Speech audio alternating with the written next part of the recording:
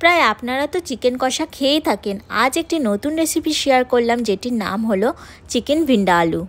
এটি একটি অন্যরকম লোভনীয় রেসিপি।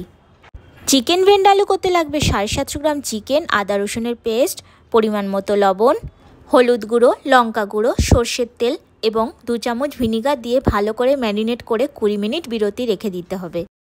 এরপর অপর একটি পাত্রে তেঁতুল গলা জল রেডি রাখতে হবে। একটি পাত্রে আমি কিছুটা পরিমাণ তেঁতুল নিয়ে নিয়েছিলাম, 2 চামচ ভিনিগার নিয়েছিলাম। এরপর ভালো করে মেখে নিয়ে তেঁতুলের জলটা রেখে তেঁতুলগুলো বের করে ফেলে দিতে হবে। এরপর অপর একটি বাটিতে ফ্রাই করা মশলা রেডি করে নিতে হবে। আমি নিয়ে নিয়েছিলাম গোলমরিচের গুঁড়ো, জিরে গুঁড়ো এবং ধনে গুঁড়ো, সব একসাথে ভালো করে ফ্রাই করে নিয়েছিলাম। এরপর কড়া বসিয়ে সর্ষের তেল গরম হলে তাতে পেঁয়াজ দিয়ে ভালো করে ফ্রাই করে নেব। ফ্রাই করা হয়ে গেলে সমস্ত ম্যারিনেট করা মাংস তাতে চাপিয়ে দেব। এরপর ম্যারিনেট করা মাংসটি ভালো করে কষে নিতে হবে। কষা হয়ে আসলে ম্যারিনেট করে রাখা মাংসের বাটিতে জল দিয়ে এরপর মাংসটি ভালো করে 5 মিনিট ফুটতে দিতে হবে। এরপর কষা মাংসের ওপর দিয়ে দিতে হবে তেঁতুল গলা জল।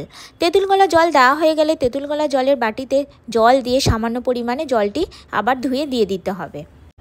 এরপর নেড়ে চেড়ে আরও 5 মিনিট তাকে ফুটতে দিতে হবে।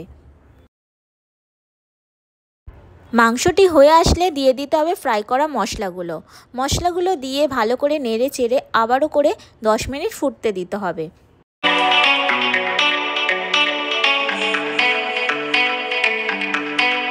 এরপর রেডি হয়ে গেল আমাদের চিকেন ভিন্ডা আলু।